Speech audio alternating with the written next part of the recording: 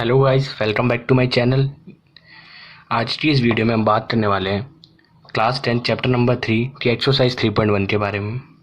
इससे पिछली वीडियो में हमने चैप्टर नंबर 3 का इंट्रोडक्शन को पढ़ा था, जिसमें हमने वेरिएबल्स क्या होते हैं, कॉन्स्टेंट्स क्या होते हैं, लीनियर इक्वेशंस के ग्राफ को कैसे प्लॉट करते हैं हम ग्राफ पेपर पर, लीनियर इक्वेशन के जो पॉइंट्स होते हैं, पेयर ऑफ लीनियर इक्वेशंस की स्टैंडर्ड फॉर्म क्या होती है, लीनियर इक्वेशन की स्टैंडर्ड फॉर्म क्या होती है, कब हम इक्वेशन हमारी इन्फिनाइटली मैनी सॉल्यूशंस होते हैं, कब हमारी इक्वेशन के यूनिक सॉल्यूशंस होते हैं, कब हमारी इक्वेशंस के नो सॉल्यूशन होते हैं, कब हमारी इक्वेशन कंसिस्टेंट होती है, कब हमारी इक्वेशन इनकंसिस्टेंट होती है। ये सब चीज़ें बहुत ज़्यादा इंपॉर्टेंट चीज़ें जो इस चैप्टर के लिए बहुत ज़्यादा बेसिक्स और बहुत ज़रूरी है चैप्टर को समझने से पहले, करने से पहले। तो आपको जानना ज़रूरी है, जो कि मैंने पिछली वीडियो में आपको बहुत अच्छे से एक्सप्लेन किया था। जिस भी बच्चे ने वो वीडियो नहीं देखी, सबसे पहले आप वो वीडियो देखिए जाके, डिस्क्रिप्शन में मैंने लिंक दे रखा है उस वीडियो का। फिर उसके बाद आप ये वीडियो देखिए, क्योंकि बिना बेसिक जाने आपको वो समझ नहीं आएगा। अगर आपने वो वीडियो देखी है तो उसके बाद ये चीज़ें आपको बेहतर से समझ आएंगी, अच्छे से समझ आएंगी, विदाउट एनी प्रॉब्लम। तो आज के स्टार्ट करते हैं हम आज की क्लास। पहला क्वेश्चन क्या है हमारा, एक्सरसाइज 3.1 का फर्स्ट क्वेश्चन है, आफ्ताफ टेल्स हिज डॉटर। आफ्ताफ एक कोई पर्सन है, एक बंदा है कोई, वो अपनी बेटी से कहता है, क्या कहता है, 7 years ago, यानी 7 साल पहले, I was 7 times as old as you were then, यानी 7 साल पहले मैं तुम्हारी एज का, जितने तुम साल की थी उस टाइम, उस एज का 7 गुना था। यानी जितनी भी तुम्हारी अभी एज है, 7 साल पहले जो तुम्हारी एज थी उसका मैं 7 गुना था। आफ्ताफ ये कहता है। अभी समझेंगे तो और अच्छे से समझ आएगा। पहले क्वेश्चन रीड कर लेते हैं। आल्सो 3 years फ्रॉम नाउ, यानी अब से 3 साल बाद, I shall be 3 times as old as you will be, यानी आज से 3 साल बाद जो तुम्हारी एज होगी उसका मैं 3 गुना हो जाऊंगा। यानी उसका अगर मैं 3 गुना कर दूं तो वो मेरी एज होगी। यानी आफ्ताब कहता है जो आज तुम्हारी एज है उसके आने वाले जो 3 साल बाद जो तुम्हारी एज होगी उसका 3 गुना मेरी एज होगी। तो आपको ये जो सिचुएशन दे रही है, represent this situation algebraically and graphically. तो आपको इस सिचुएशन को एल्जेब्रिकली और ग्राफिकली कैसे शो करना है, कैसे रिप्रेजेंट करना है। तो चलो स्टार्ट करते हैं आज की इस वीडियो में। तो सबसे पहले आपको ये जानना है, आपका चैप्टर का नाम है pair of linear equation in 2 variable. 2 variable यानी एक्स और वाई की इसमें बात होगी, एक वेरिएबल की नहीं, 2 वेरिएबल की हमेशा बात होगी, एक्स और वाई की। और यहाँ पर एक बात और समझनी है आपको, यहाँ पर एक लीनियर इक्वेशन नहीं, पेयर मिलेंगे, यानी 2 इक्वेशंस की बात होगी, 2 लीनियर इक्वेशंस की बात होगी। तो हर बार 2 इक्वेशंस बनेंगी और हर बार 2 वेरिएबल आपको चाहिए होंगे। तो सबसे पहले मैं क्या करता हूँ, इस क्वेश्चन को, हमेशा एज वाले क्वेश्चन को करने के लिए आपकी एक अप्रोच होनी चाहिए कि आपको हमेशा लेट करनी है किसी भी पर्सन की प्रेजेंट एज। प्रेजेंट एज क्यों लेट करनी है, क्योंकि प्रेजेंट एज से हमारा एक फ़ायदा होता है। क्या फ़ायदा होता है कि अगर आपको किसी भी पर्सन की प्रेजेंट एज पता है, किसी भी पर्सन की अगर आपको प्रेजेंट एज पता है, तो जैसे कि फॉर एग्जांपल मैं मानता हूँ एक कोई पर्सन है जिसकी एज, प्रेजेंट एज जो है वो 15 है। अगर मुझे इसकी 3 साल बाद एज निकालनी है तो मैं 15 में 3 प्लस कर दूंगा, तो यानी 3 साल बाद ये 18 का हो जाएगा। तो मैं इसकी फ्यूचर एज भी निकाल सकता हूँ। और अगर मुझे इस बंदे की प्रेजेंट एज पता है तो मैं इसकी पास्ट वाली एज भी निकाल सकता हूँ कि भैया ये 3 साल पहले कितना होगा, तो 15 में से 3 माइनस कर दूंगा 12। तो हमारी अप्रोच ये होनी चाहिए कि हम हमेशा लेट करें प्रेजेंट एज को, क्योंकि प्रेजेंट एज की मदद से हम पास्ट एज भी निकाल सकते हैं और फ्यूचर एज की। तो इस वीडियो में हम वही करेंगे कि सबसे पहले लेट करेंगे, let the present age of Aftab be x years, यानी जो आफ्ताफ की एज है अभी वो एक्स साल का है, ठीक है। और मैंने बोला हमेशा आपको 2 वेरिएबल लेट करने, let the present age of Aftab daughter, हमने उसकी बेटी की एज को मान लिया वाई ईयर्स की है वो, ठीक है। उसकी एज को एक्स मान लिया, वाई उसकी बेटे की एज को मान लिया। अब अकॉर्डिंग टू क्वेश्चन जो पहली सिचुएशन दी है, सबसे पहले आप उस पर जाते हैं कि 7 ईयर्स अगो यानी 7 साल पहले, अगर आप मेरी बात सुनिए, अगर अभी आफ्ताब की एक्स एज है तो 7 साल पहले उसकी एज कितनी होगी, एक्स माइनस 7। अभी मैंने बताया कि आपको प्रेजेंट एज पता है तो आप पास्ट वाली निकाल सकते हो माइनस करके। तो आफ्ताब की क्या एज होगी पास्ट, यानी 7 ईयर्स अगो की बात कर रहे हैं, 7 ईयर्स अगो की। तो आफ्ताब की एज होगी कितनी, एक्स माइनस 7। और डॉटर की कितनी एज होगी इसकी, डॉटर भी तो कम होगी 7 साल पहले, वो भी तो छोटी होगी। क्या आफ्ताब ही छोटा हुआ, नहीं, 7 साल पहले ये अभी वाई थे तो ये भी वाई माइनस 7 होगी, ये भी वाई माइनस। अब क्वेश्चन कह रहा है कि I was 7 times as old as you were then, जब तुम्हारी यानी 7 साल पहले जो भी तुम्हारी एज थी, मैं तुम्हारी एज का 7 गुना था, यानी मेरी जो उम्र थी वो तुम्हारी उम्र का 7 गुना थी, जो 7 साल पहले जो तुम्हारी उम्र थी। तो 7 साल पहले तो उसकी बेटी की यही उम्र है, तो वो अपनी बेटी की उम्र का 7 गुना था। तो क्या होगी, इससे इक्वेशन बनती है एक्स माइनस 7 यानी उसकी बेटी की उम्र का 7 गुना, लिखा हुआ 7 टाइम्स, 7 टाइम्स, तो अपनी बेटी की उम्र का 7 टाइम्स था, ठीक है। तो x minus 7, 7 into multiply y 7y minus में 49, x माइनस 7 माइनस का 49 इधर आके प्लस का 49 बराबर 7y। तो x 49 माइनस 7 प्लस का 42 और माइनस का 7y बराबर 0। इसको मैं ऐसे लिख सकता हूँ x माइनस 7y प्लस 42 बराबर 0। यानी एक मैंने इक्वेशन को एल्जेब्रिकली रिप्रेजेंट कर दिया। ये तो अभी हमारी फर्स्ट सिचुएशन हुई है कि उसने जो बोली कि 7 ईयर्स अगो वाली। अब फ्यूचर वाली सिचुएशन रह गई है, यानी 7 ईयर्स अगो और 3 ईयर्स आफ्टर, 3 ईयर्स आफ्टर। बातचीत जो होगी वो हमेशा प्रेजेंट एज पर ही होगी। प्रेजेंट एज कितनी है आफ्ताब की, एक्स है। अगर अभी एक्स एज है तो 3 साल बाद आफ्ताब की एज कितनी हो जाएगी, आफ्ताब की एज हो जाएगी 3 साल बाद, अभी एक्स साल का है तो आफ्ताब की एज 3 साल बाद कितनी हो जाएगी, एक्स प्लस 3, 3 जोड़ देंगे इसमें, सिंपल सी बात है। और उसकी डॉटर की एज कितनी हो जाएगी, डॉटर की एज भी तो अभी वाई है, उसकी डॉटर की एज तो वो भी कितने की हो जाएगी, वाई प्लस 3 की, ठीक है। अब सिचुएशन जो कह रही है हमारी, सिचुएशन कह रही है 3 साल बाद, यानी आफ्ताब कह रहा है 3 साल बाद I shall be 3 times as old you will be, मैं 3 गुना हो जाऊंगा तुम्हारी उम्र का। तो 3 साल बाद उसकी बेटी की उम्र कितनी होगी, वाई प्लस 3। जैसे उसकी बेटी बढ़ेगी आफ्ताब की भी उम्र बढ़ेगी, इसलिए हमने एक्स प्लस 3 लिखा। तो आफ्ताब क्या कह रहा है कि मैं 3 गुना हो जाऊंगा तुम्हारी उम्र का, यानी जो आफ्ताब की एज होगी 3 साल बाद, वो क्या होगी, उसकी बेटी की एज का 3 गुना, ठीक है। तो यानी क्या हो गया यहाँ पर, x प्लस 3 बराबर 3 इंटू वाई 3y प्लस 3, ठीक है। 3 इंटू 3 9 होता है, ठीक है। अब यहाँ पर x प्लस 3 प्लस का 9 इधर आके माइनस का 9 प्लस का 3y इधर आके माइनस का 3y बराबर 0। x माइनस 3y माइनस 9 और प्लस 3 माइनस 6 बराबर 0।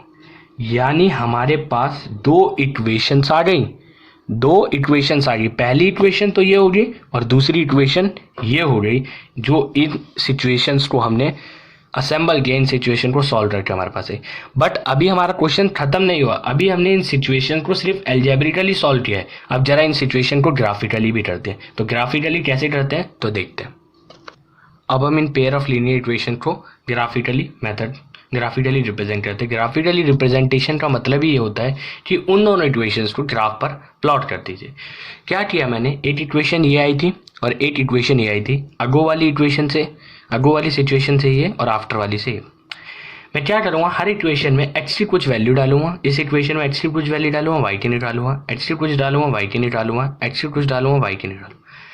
कई बच्चे क्या करते हैं, सिर्फ यहाँ पर 2 ही वैल्यू निकालते हैं x और y की। ऐसा नहीं करना है, क्योंकि हम जानते हैं लीनियर इक्वेशन का जो ग्राफ होता है वो स्ट्रेट लाइन बनती है।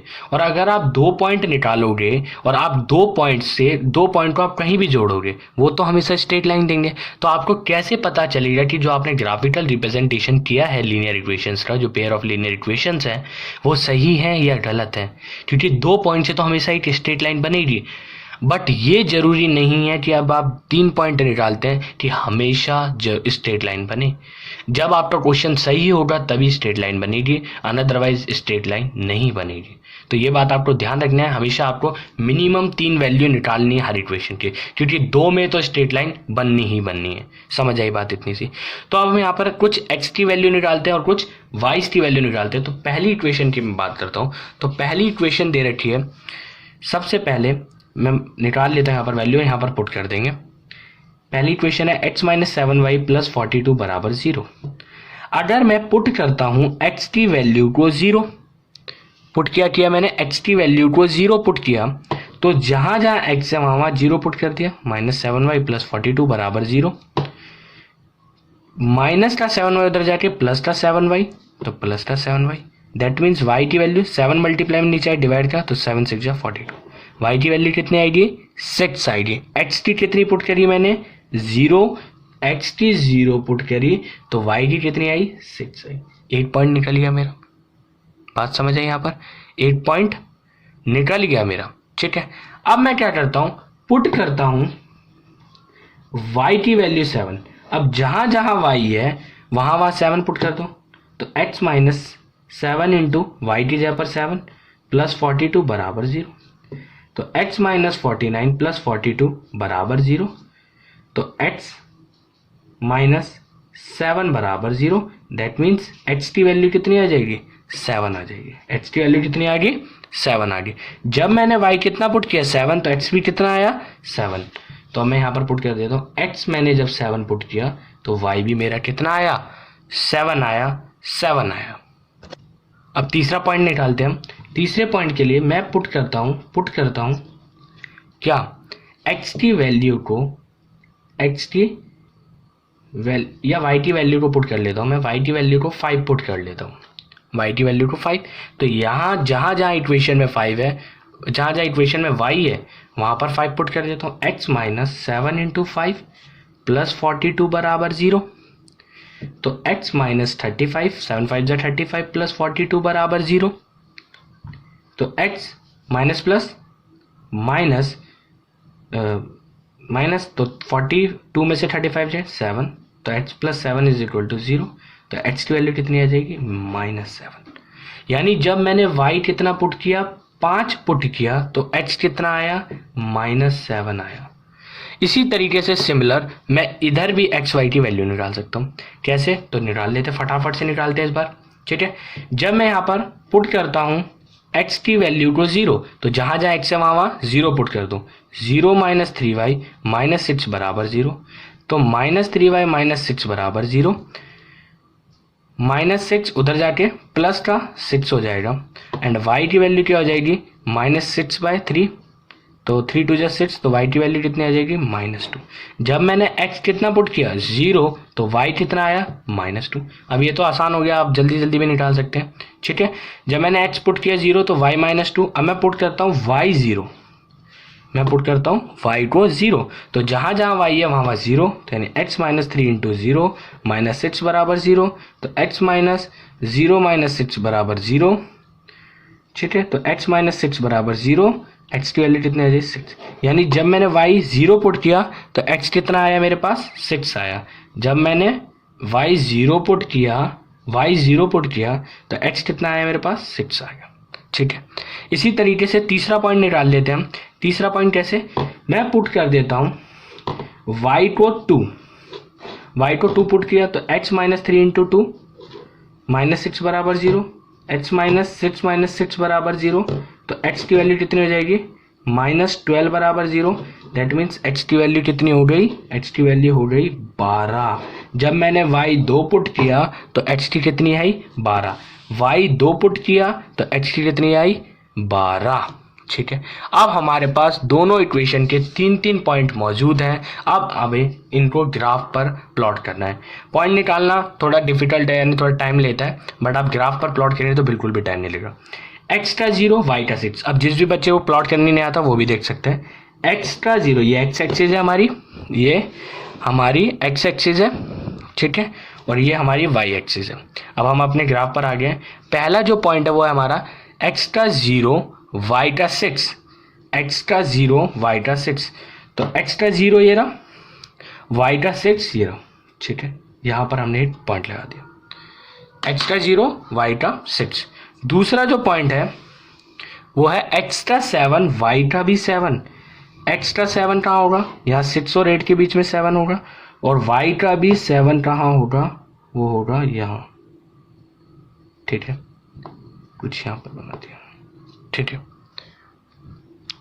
दूसरा जो है पॉइंट हो क्या है, एक्स्ट्रा -7 तो वाई का 5, एक्स्ट्रा कितना -7 यहाँ होगा, तो वाई का कितना हुआ 5 होगा, यानी 5 होगा यहाँ पर। जब आप ग्राफ पर बनाएंगे तो थोड़ा एक्यूरेट बनेगा, ठीक है, पर तब भी आपको समझ आ जाएगा, इतनी बात की गारंटी है, ठीक है। आप जब इस लाइन को मिलाएंगे, इस लाइन को आप जब मिलाएंगे तो आपको कुछ इस तरीके से स्ट्रेट लाइन मिली होगी, और ये किस इक्वेशन के पॉइंट्स है तो उस पर प्लॉट कर दो, यानी ये x - 7y + 42 बराबर 0, ठीक है।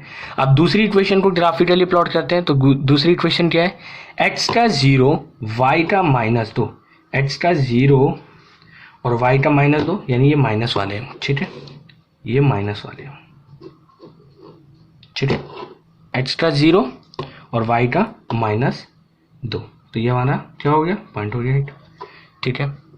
दूसरा क्या बोला है, दूसरा बोला है एक्स्ट्रा 6 y का 0, एक्स्ट्रा 6 y का 0, यानी यही होगा, ठीक है। फिर तीसरा हमारा जो पॉइंट है एक्स्ट्रा 12 y का 2, एक्स्ट्रा 12 ये रहा, और y का 2, यानी y का 2 ये रहा, ठीक है। आप जब इसको प्लॉट करोगे इस तरीके से, ठीक है, कुछ एक्यूरेट तो नहीं, लेकिन ये कुछ स्ट्रेट लाइन होते हुए जाएगी, जब आप ग्राफ पर बनाओगे तो एक्यूरेट बनेगा, और इस स्ट्रेट लाइन, ठीक है, और इसका नाम दे देंगे हम क्या, ये कौन सी इक्वेशन का है, ये है आपका x - 3y - 6 बराबर 0, ठीक है। तो हमने इस जो सिचुएशन थी इसको ग्राफिकली भी प्लॉट कर लिया, और इसको अलजेब्रिक क्वेश्चन क्या है हमारा, तो सेकंड क्वेश्चन है एक्सरसाइज 3.1 का, the coach of a cricket team buys 3 bats, 6 balls for 3,900 rupees. Later she buys another bat and 3 more balls of the same kind for 1,300 rupees. Represent this situation algebraically and geometrically. सबसे पहले तो आपको एक बात बताना चाहूँगा मैं, यहाँ पर बैट से साथ में नंबर मेंशन किया है कि कितने बैट्स उन्होंने खरीदे, बट यहाँ पर बैट के साथ कोई भी नंबर मेंशन नहीं है, तो यानी उन्होंने एक ही बैट खरीदा। बाय डिफ़ॉल्ट आप एक ही बैट मानेंगे विदाउट एनी प्रॉब्लम, कि भाई यहाँ पर कोई नंबर आपको मेंशन ही नहीं है तो आप 1 मानेंगे, ठीक है। तो आपको क्या है, क्रिकेट टीम के कोच हैं, उन्होंने अपनी टीम के लिए 3 बैट 6 बॉल खरीदे, कितने रुपए में, 3,900 रुपीज़ में। और उसके बाद लेटर उन्होंने, वो रुके नहीं है अभी भी खरीदी करना, उन्होंने फिर खरीदी की है, और उन्होंने 1 बैट और 3 बॉल खरीदी है, सेम काइंड, यानी सेम चीज़, यानी जो पहले जो चीज़ खरीदी थी उसी चीज़ में से, उसी बैट में से और उसी बॉल में से बॉल ली है, यानी 1,300 रुपीज़ की, यानी 1 बैट और 3 बॉल कितने रुपीज़ के, 1,300 रुपीज़ के।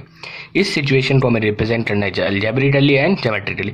अगेन वही प्रीवियस क्वेश्चन जो जैसे हुआ था वैसे ही, यहाँ पर 2 कैरेक्टर दे रखे हैं, बैट और बॉल, और 2 हमारे पास वेरिएबल्स होते हैं, तो एक को एक्स लेट कर लो, दूसरे को वाई लेट कर लो। तो सबसे पहले let the price of bat, मैंने मान लिया प्राइस का जो बैट है वो है x रुपीज़ का बैट है, और let the price of ball का मैंने जो मान लिया वो y रुपीज़ है, ठीक है, रुपीज़ y है। अब क्या बोला है, जब 1 बैट की कीमत x है तो 3 बैट की कीमत कितनी होगी, 3x, प्लस 1 बॉल की कीमत y है तो 6 बॉल की कीमत कितनी होगी, 6y, बराबर ये 3 बैट और 6 बॉल कितने रुपए की पड़ी, 3,900। समझ आई बात। इसी तरीके से दूसरी बात है, यानी एक बैट कितने का, extra, plus 3 ball, 1 ball y की तो 3 कितने की, 3y की, ये कितने में खरीदी है, 1,300। ये आपकी दोनों इक्वेशन जो हो गई वो अलजेब्रिकली रिप्रेजेंट हो गई। कुछ नहीं करना आपको, दो बातें, दो आपको कैरेक्टर नजर आएंगे जैसे बैट बॉल, उनको एक को एक्स सेलेक्ट कर लिया, दूसरे को वाई, और सिचुएशन कह रही है 3 बैट खरीदे तो 3 मल्टीप्लाई एक्स, यानी 8 बैट की कीमत एक्स है तो 3 की कितनी हो जाएगी 3x, प्लस 8 बॉल की कीमत वाई है तो 6 बॉल की 6y इक्वल टू 3900। इसी तरीके से सेम ये वाली सिचुएशन। अब इसको ग्राफिकली कैसे, यानी ग्राफिकली या ज्योमेट्रिकली बात एक ही होती है, कैसे इसको प्रेजेंट करेंगे तो देखते हैं। ग्राफिकली अब हमारे पास ग्राफिकली कैसे रिप्रेजेंट करते हैं, ये दो इक्वेशन है, दोनों इक्वेशन के मैंने 3 पॉइंट निकाल लिए और उसको ग्राफ पर प्लॉट कर दूंगा तो वही सिचुएशन को ग्राफिकली रिप्रेजेंट कर दिया हमने, या फिर ज्योमेट्रिकली कह सकते हैं। अब क्या है, पहला पॉइंट है एक्स्ट्रा 300 वाई का 500, एक्स्ट्रा 300 वाई का 500, यानी यहाँ कहीं आएगा, ठीक है। एक्स्ट्रा 100 वाई का 600, एक्स्ट्रा 100 वाई का 600, ठीक है, यहाँ कहीं। एक्स्ट्रा 500 वाई का 400, एक्स्ट्रा 500 वाई का 400, ठीक है। और जब आप इसको ज्वाइन करेंगे तो आपको एक स्ट्रेट लाइन मिलेगी, ठीक है। ये किस इक्वेशन की मदद से मिली, तो इस इक्वेशन का नाम रख देंगे आप 3x + 6y बराबर 3900, ठीक है। इसी तरीके से दूसरी इक्वेशन के पॉइंट है एक्स्ट्रा 700 तो y का 200, ठीक है। एक्स्ट्रा 400 y का 300, ठीक है। एक्स्ट्रा 100 y का 400। जब आप इसको भी ज्वाइन करेंगे तो आपको क्या मिलेगी, एक स्ट्रेट लाइन मिलेगी, स्ट्रेट लाइन मिलेगी। थोड़ी सी टेढ़ी होगी, कोई बात नहीं, बट आप जब ग्राफ पे बनाएंगे तो एकदम सही बनेगी, परफेक्ट बनेगी। तो ये हमारी दूसरी इक्वेशन होगी। तो हमने इसको ग्राफ पर भी प्लॉट कर दिया, बड़ा ही सिमिलर क्वेश्चन था, दो कैरेक्टर थे, एक को एक्स सेलेक्ट कर लिया, दूसरे को वाई, और एल्जेब्रिक बना दिया। एल्जेब्रिक से हर इक्वेशन के 3 पॉइंट डाल दिया और उसको ग्राफ पर प्लॉट कर दिया, बड़ा ही आसान है। मिलते हैं नेक्स्ट क्वेश्चन पर। थर्ड क्वेश्चन है हमारा, the cost of 2 kg of apples and 1 kg of grapes on a day was found to be 160 rupees. यानी एक दिन पाया गया, ये क्या पाया गया कि यानी 2 किलो सेब और 1 किलो ग्रेप्स का जो दाम है वो 160 रुपये, ठीक है। 2 किलो सेब लिए और 1 किलो अंगूर लिया और 160 रुपये हमें देने पड़े उन दोनों आइटम्स के। एक महीने बाद यानी after a month the cost of 4 kg of Apple, यानी एक महीने बाद 4 किलो सेब और 2 किलो अंगूर का दाम कितना है, 300 रुपये। हमें रिप्रेजेंट दिस सिचुएशन, यानी हमें क्या करना है, इस सिचुएशन को अलजेब्रिकली और ज्योमेट्रिकली यानी ग्राफिकली प्रेजेंट करना है। तो सबसे पहले मैं बात करता अलजेब्रिकली, यानी आपको देखने हैं लीनियर इक्वेशन इन 2 वेरिएबल में। वर्ड प्रॉब्लम जब भी आपको मिले, वर्ड प्रॉब्लम में क्या है, 2 कैरेक्टर दिख रहे हैं, 2 वेरिएबल हमारे पास है, ये pair of linear equation in 2 variable पढ़ रहे हैं, 2 वेरिएबल यानी 2 वेरिएबल। तो 2 कैरेक्टर है तो एक को एक्स मान लो, दूसरे कैरेक्टर को वाई मान लो। तो जैसे कि क्या है यहाँ पर कैरेक्टर कौन कौन से, एक एप्पल कैरेक्टर ने बाहर है और दूसरा ग्रेप्स। तो मैंने मान लिया लेट द, सेम पिछले वाले क्वेश्चन की तरह, let the price of apple be x और let the price of grapes be y। किसका, 1 kg एप्पल और 1 kg grape. let the price of 1 kg apple be x और let the price of 1 kg grapes be y।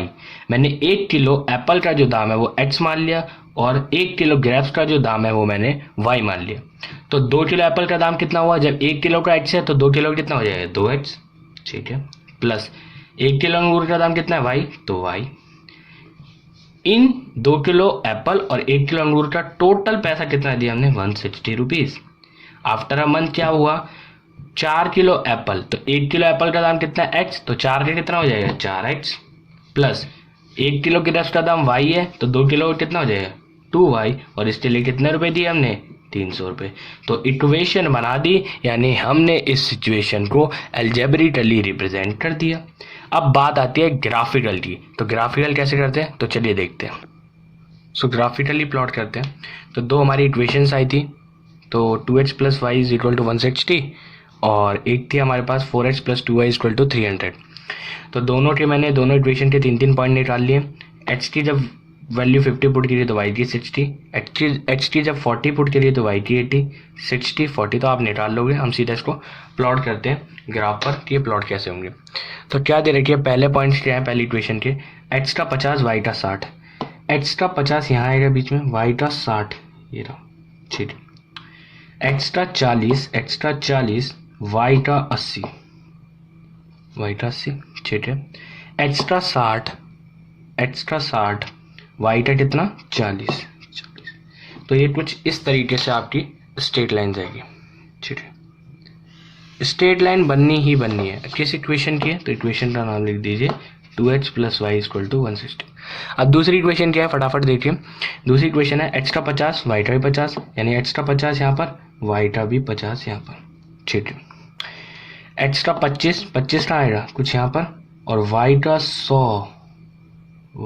100, ठीक है, और कुछ 25 यहाँ आएगा, ठीक है। इसके बाद x का 0 y का 150 कुछ यहाँ आएगा। और जब हम इनको ज्वाइन करेंगे तो ये भी हमारी कुछ स्ट्रेट लाइन बनेगी। और इस इक्वेशन का क्या नाम है, 4x + 2y = 300, ठीक है। तो ये आज की हमने वीडियो में बड़े ही अच्छे से वर्ड प्रॉब्लम को सीखा। ये जो पेयर ऑफ लीनियर इक्वेशन की है कि दो कैरेक्टर हैं, दो वेरिएबल है हमारे पास, एक को x सेलेक्ट कर लो, दूसरे y, और सिचुएशन के अकॉर्डिंग बैठा दो, और आपने इक्वेशन बना दी। तो आपने उस सिचुएशन को एल्जेब्रिकली रिप्रेजेंट कर दिया। और अगर उसी सिचुएशन को आपने हर इक्वेशन के 3-3 पॉइंट निकाल कर ग्राफ पर प्लॉट कर दिया तो उस सिचुएशन को आपने ग्राफिकली रिप्रेजेंट कर दिया। ये था टोटली। तो आज की 8 वीडियो में हमने एक्सरसाइज 3.1 को कंप्लीट कर दिया, अच्छे से समझा, एज वाले क्वेश्चन को समझा, वर्ड प्रॉब्लम कैसे करते हैं, कैसे किसको x सेलेक्ट करना है, किसको y सेलेक्ट करना है, वो सब हमने अच्छे से सीखा। अगर आपको हमारी ये वीडियो पसंद आई तो आप हमारी वीडियो को लाइक कर सकते हैं, आप इस वीडियो को अपने दोस्त के साथ शेयर कर सकते हैं, फ्रेंड्स के साथ शेयर कर सकते हैं, और आप हमारे चैनल यूनिक स्टडी पॉइंट को सब्सक्राइब भी कर सकते हैं। Thanks a lot for watching this video.